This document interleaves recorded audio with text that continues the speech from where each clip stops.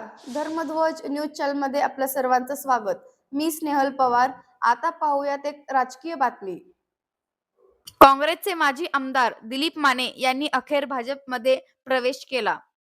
माजी आमदार आणि सोलापूर कृषी उत्पन्न बाजार समितीचे सभापती दिलीप माने हे महानगरपालिका निवडणुकीच्या तोंडावर भाजपमध्ये प्रवेश केला। भाजपचे आमदार सुभाष देशमुख यांचे समर्थक माजी आमदार दिलीप माने यांना भाजपमध्ये प्रवेश घेऊ नये त्यासाठी त्यांच्या विरोधात आंदोलन पुकारून विरोध दर्शवला होता।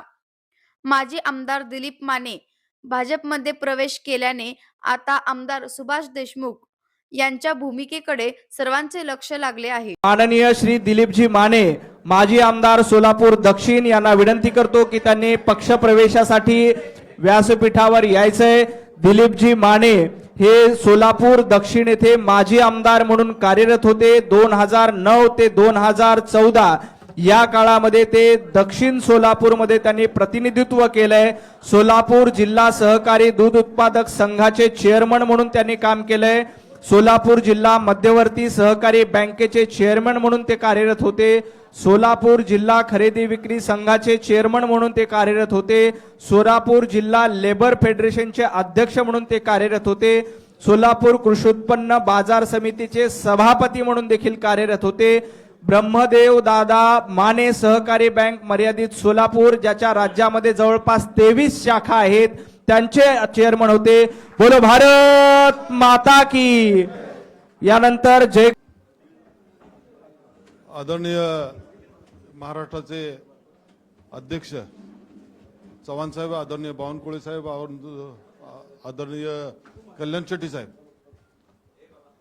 आदरणीय कृपाशंकरजी साहेब, व्यासपीठावर सर्व आमचे सहकारी बंधूंनो, आज अनेक वर्ष मी वेगळ्या पक्षात काम करत होतो, पण भाजपची ध्येय धोरणं, भाजपचा विचारसरणी, भाजपचा विकासाचा गाडा हा सर्व बघितला।